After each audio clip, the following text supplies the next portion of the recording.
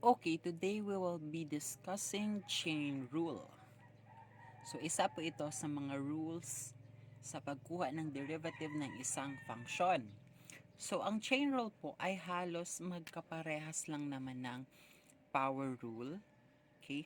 Except na imbis na x ang ating base, okay, or exponent ang variable natin ay x, ang x sa chain rule ay isa ring function.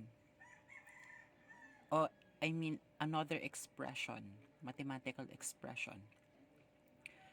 Okay, kung sa power rule, halimbawa we have x cubed. Okay, so ang ginagawa natin ay we just multiply the exponent to the numerical coefficient and then subtract 1 from the exponent. Okay, and yung xi as is na x. Okay, sa chain rule, ang pinagkaiba niya is that imbis na x, another mathematical expression ang nasa loob. So, ang mahalata ninyo is that nasa loob siya ng isang parenthesis. Okay? See, for example, x plus 3. Ayan na naman ang ating iconic na whiteboard marker. The quantity of x plus 3 raised to 2. Okay. So, ang gagawin lang natin is that i-assume natin na yung nasa loob ng parenthesis, siya po ay re-represent ng variable na x. Okay? Isipin mo na yung x plus 3 ay yung x dito sa power rule. Okay? So, anong gagawin natin? Yung exponent na 2, okay, katulad ng sa power rule, ay i-multiply mo sa numerical coefficient. Okay? And then, you copy x plus 3 na naka-parenthesis. And then, you subtract 1 from the exponent. Okay? The difference is that kukunin mo after yung derivative ng x plus 3 and then you multiply it to your answer. Okay, so i-perform natin. Exponent times the numerical coefficient, we have 2 times 1 is 2. Okay, and then we copy x plus 3. And then subtract 2 minus 1 is 1. And then you get the derivative of x plus 3. We have, what is the derivative of x? The derivative of x is 1. Kasi using power rule, 1 times 1 is 1. Okay? Exponent, 1 minus 1 is 0. X raised to 0 is 1. Okay? And then 1 times 1 is 1. Or simply, the derivative of a variable is equal to 1. Okay? Plus, the derivative of a constant is 0. So, 1 plus 0 is 1.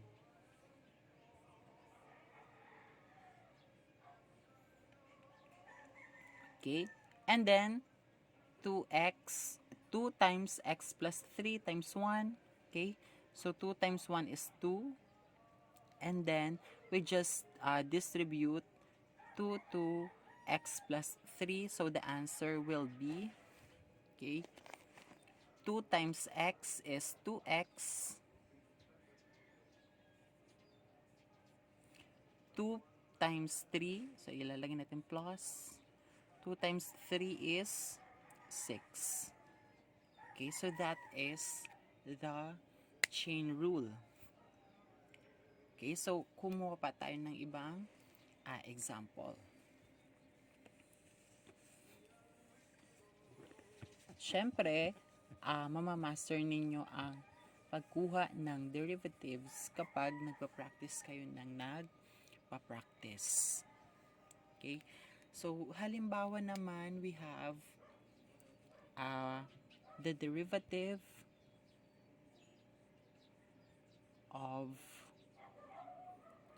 2x plus 5 raised to 3. Okay? Same thing para po tayong magpa-power rule. Okay? Pero, i-assume natin na ang 2x plus 5 is the variable x. Okay? So, since magde-derive na tayo, equal sign, tatanggalin na natin yung d over dx. Exponent times the numerical coefficient, 3 times 1 is 3. Okay? Copy the variable x. Pero sa chain rule, ina-assume natin yung x ay ang 2x plus 5. So, we copy 2x plus 5. Okay? And then, we subtract 1 from the exponent. 3 minus 1 is 2.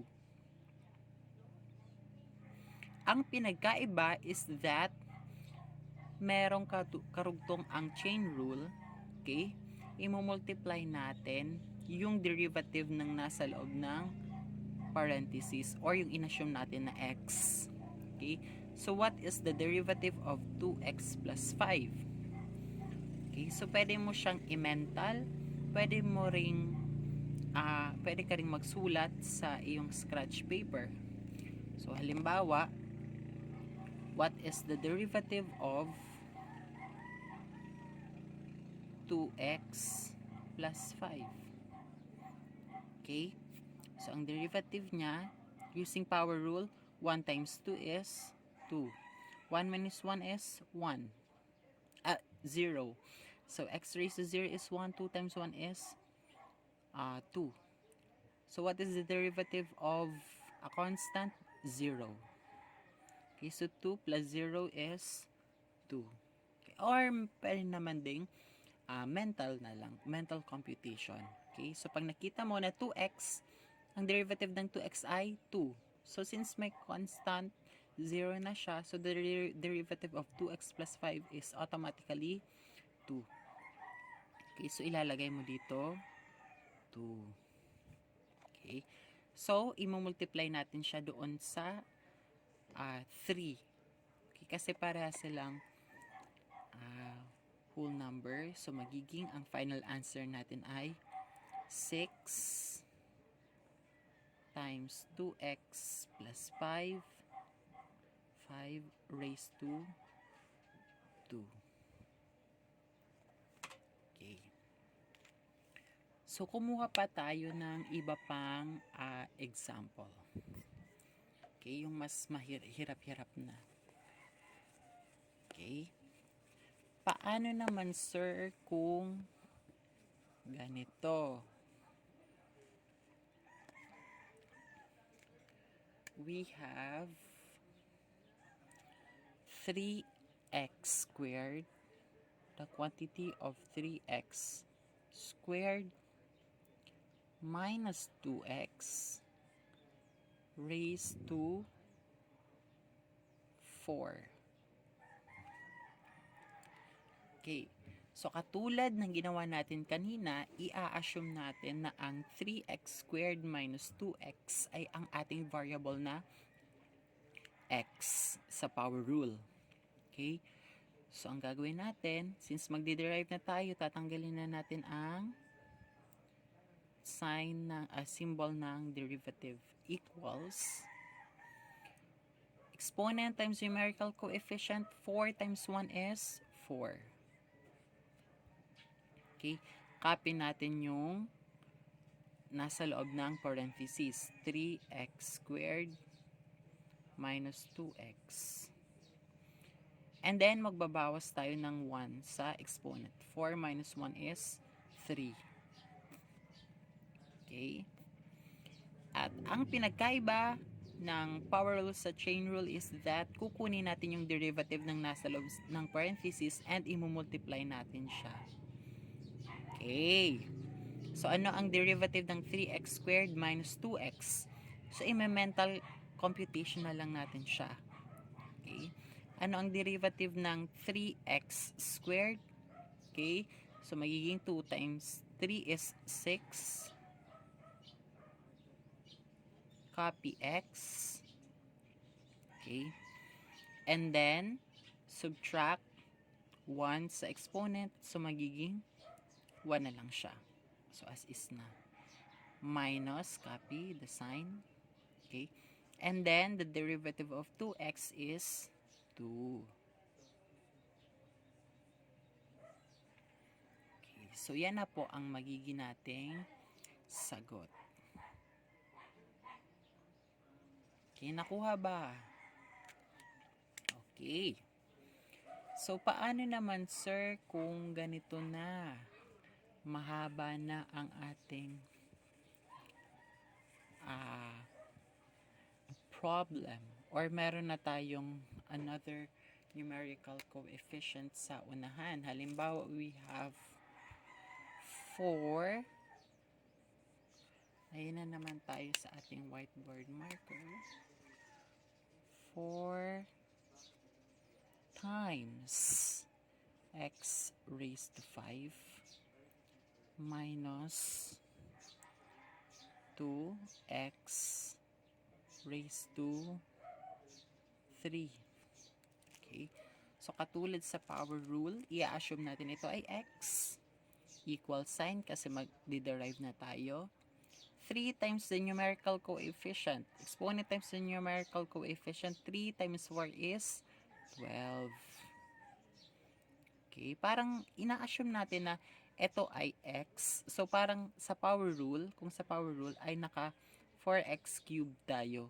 3 times 4 is 12. So, parang ganun ang ating logic. Okay? So, 3 times 4 is 12. Copy natin yung nasa loob ng parentheses. And then, subtract 1 to the exponent. 3 minus 1 is 2. And then, multiply natin yung derivative ng nasa loob ng exponent. So, what is the derivative of x raised to 5? That is 5x raised to 4. Minus the derivative of 2x is equal to 2.